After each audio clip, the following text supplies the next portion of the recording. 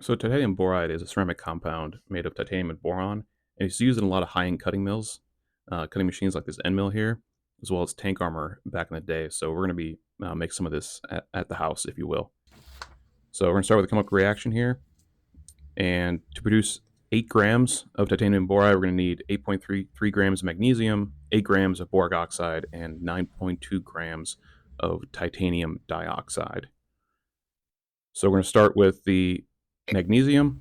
Magnesium here, you can see, bought it from nuclear.com. Great place to buy all your chemicals from. Next up is the titanium dioxide. Bought this on Amazon for like $12. And then next up is the boric oxide. Now you can make this, but I chose to buy it from the Rose Mill Company. It was about $30 to buy it. So we're going to go over the reaction apparatus now. So at the bottom here, you can see the stainless steel one-way check valve I have to prevent backflow for when I heat the apparatus up. Connected to just standard air hose fittings to a stainless steel hose bought off Amazon. And the pipe and the fittings I got from McMaster Car. So inside the apparatus here on the end, when you see it, is a stainless steel screen. And I inserted that screen there. There it is. So it prevents the powder from actually backflowing into the hose, which is super important, especially if you're providing argon to the apparatus. You don't want all that gunk to just stop it up. Other end here, you can see there's a pressure relief valve that is set to 15 psi. The pipe is rated for like 60 psi. I just didn't want to test that at all. Red hot metal and exploding doesn't really mix, so make sure the pressure relief valve was way lower than it's supposed to be. You see the argon tank I have here, set up and ran to my apparatus, safe distance away, with my propane torches and my MAP Pro torches here.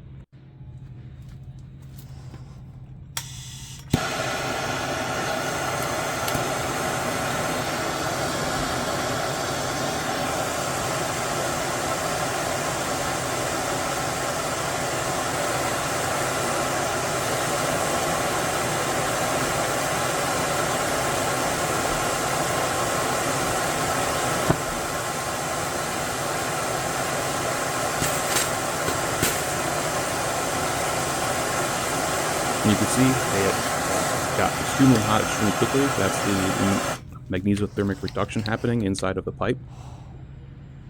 And my infrared thermometer only goes to like 1100 degrees, so yeah, it's off the chart hot.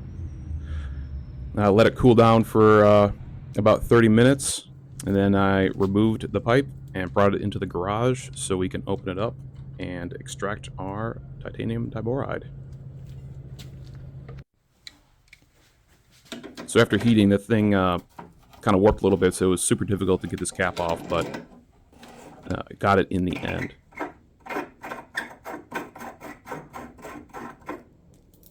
Here you can see the reactant products, as well as some unreacted magnesium in there. I always do a 10% excess on the magnesium to make sure that the reduction goes all the way through.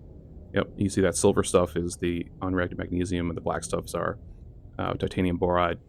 Dirty still. We gotta purify that in the later steps.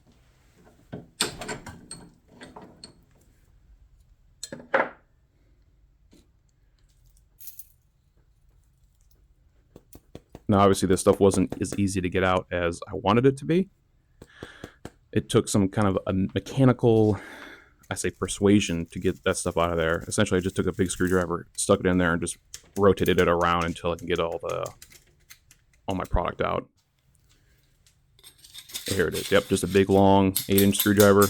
Dig it in there, scrape it all out, put it into a container so we can process it later.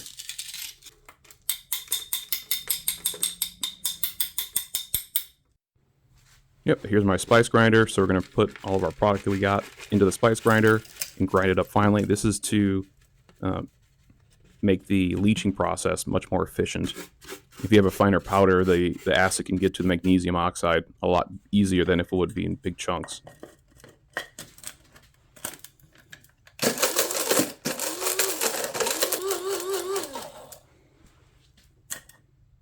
And there it is after about 3 minutes of grinding through the spice grinder. You can see all that fantastic smoke. Make sure not to breathe any of that in. You should be wearing a respirator at all times with this.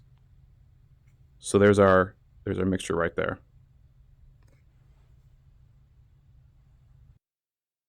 Onto the acid leaching. In a 500 milliliter beaker, we're going to add our stir bar, top of our stirring plate, and we got muriatic acid here. So I bought this from a local hardware store, about 20 bucks for 2 gallons. You can see it's 31.45% hydrogen chloride. That's a pretty concentrated amount. So to this beaker, I'm going to add around 300 milliliters. And then we're going to start adding our product really slowly because of the magnesium in there. It's going to generate hydrogen gas as well as boron trichloride gas. So make sure you're wearing a respirator the entire time you're doing this. Remember, add it very slowly, right? So when it bubbles, it's getting very hot.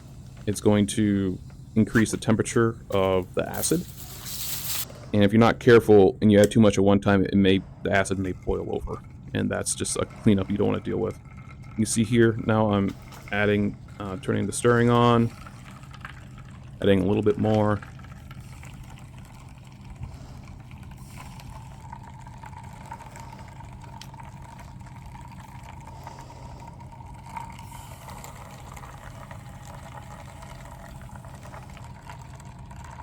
I got the thermometer out, so now from now on we're going to see how hot it gets at the end of it as I'm slowly adding this. I think I added this over a course of about 20 minutes.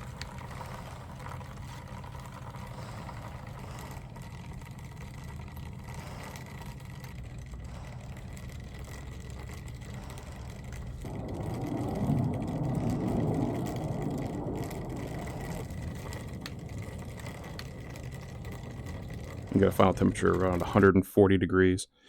So now we're going to move on to the filtering process.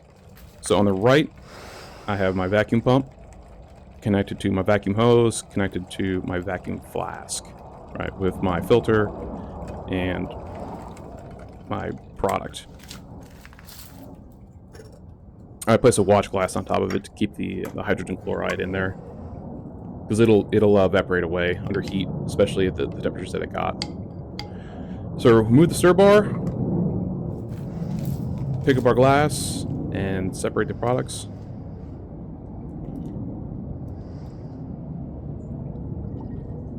So even though we were stirring it, there's still a lot that settles to the bottom of it, the sediment, so we make sure that we switch that around and pour all of it in at one time. There you go. Turn on the vacuum pump. And we let it filter. I think in total this took about 15 minutes to filter all the way through.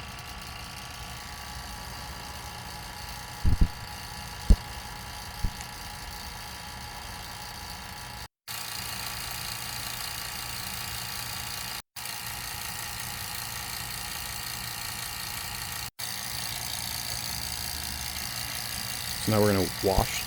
We're going to wash it to make sure we get rid of most of the acid as we can that's left over into the solid.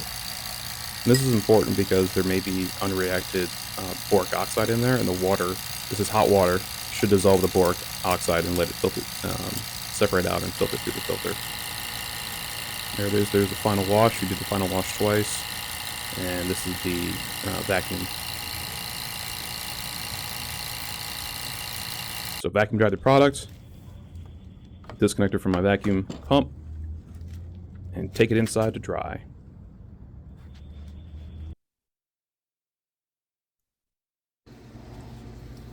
So here I got a aluminum baking pan that I put some aluminum foil on along with a heat gun that you see on the right hand side there. So we're just going to punch out all this solid with our glass rod here. This should be nice and pure titanium diboride. Cleaning up the filter. And now begin the drying process. So angle the heat gun and then start breaking the chunks up so that the heat gun can get rid of the water quicker. Now it's important to make sure you wash all of this in water beforehand, because if you don't wash it with water and put it directly on the aluminum, it will dissolve the aluminum, and you will have an even bigger mess on your hands. So make sure anytime you're using muriatic acid, you want a dry product, make sure you wash it at least once with water, preferably twice with hot water. You can see it's getting drier and drier. The powder is getting finer and finer as we can just continue to break it up. Now on to the most intensive part of the process of the sieving. So here I have an 80 mesh and a 200 mesh sieve, or sieves. Bought those off Amazon. So we're going to take our product, our dry titanium diboride powder, and pour it directly on top. And then begin to sieve with your finger. I have not found a better way to do this. I know there's vibratory sieve tumblers online, I guess, but I guess my finger was the best thing I could come up with at this point. So yeah, after we, squish all of that through the 80 mesh, we get to the 200 mesh, and even now it looks like a super fine powder. See, when I touch it, super fine powder, we still have to go through another sieving process. So this one takes even longer because the particles are so fine. This one took about half an hour to get all the way through. But due to the power of editing, it only took about 30 seconds. And here are the results. Took a little Pyrex glass ampule there, a little 3D printed funnel I made.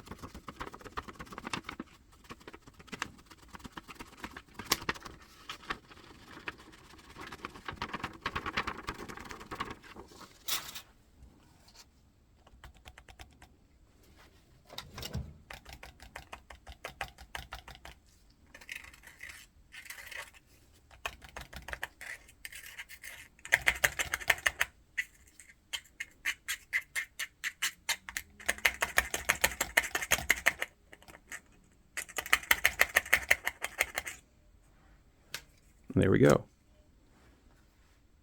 78.7 grams. Around a 98% yield right there. That's not too bad.